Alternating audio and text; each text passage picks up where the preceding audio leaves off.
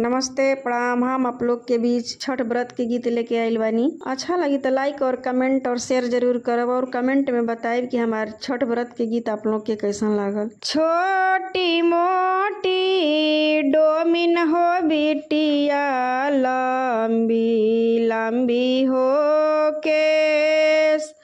छोटी मोटी डोमिन हो बिटिया, लंबी लंबी हो केस। सुपावाले अइहे डोमिन अरघी या के हो बेर। सुपावाले अइहा हो डोमिन अरघी या के हो बेर। छोटी हो मोटी मालिन बिटिया, लंबी लंबी हो केस। छोटी मोटी मालिन बिटिया, लंबी लंबी हो केस। फूलवाले अइहे मालिन अरघी या के हो बेर।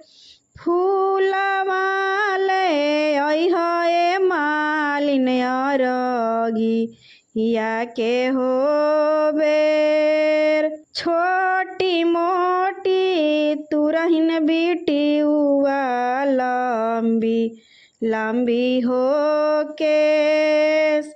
छोटी मोटी तुरहिन बिटिया, लंबी लंबी हो केस।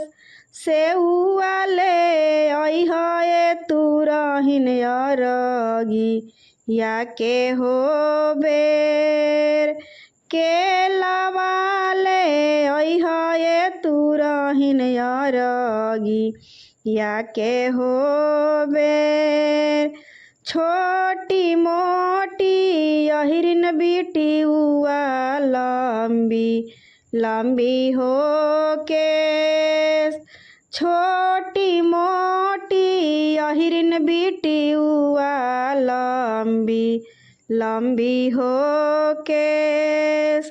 दूधवाले अइहे अहिरिन अरघी या के हो बेर।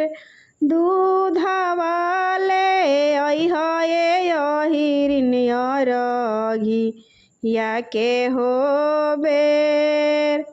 छोटी मोटी पनहेरिया बिटिया, लंबी लंबी हो केस। छोटी मोटी पनेरिया बिटिया, लंबी लंबी हो केस। पानवाले अइहे पनेरिन अरघी या के हो बेर।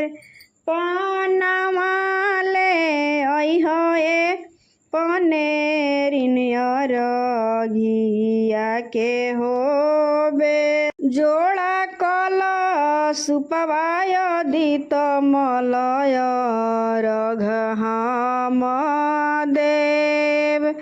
जोड़ा कलशुपवाय दित बाबाय रघ हम देव। जोड़ा कलशुपवा सूरुज बाबाय रघ हम देव।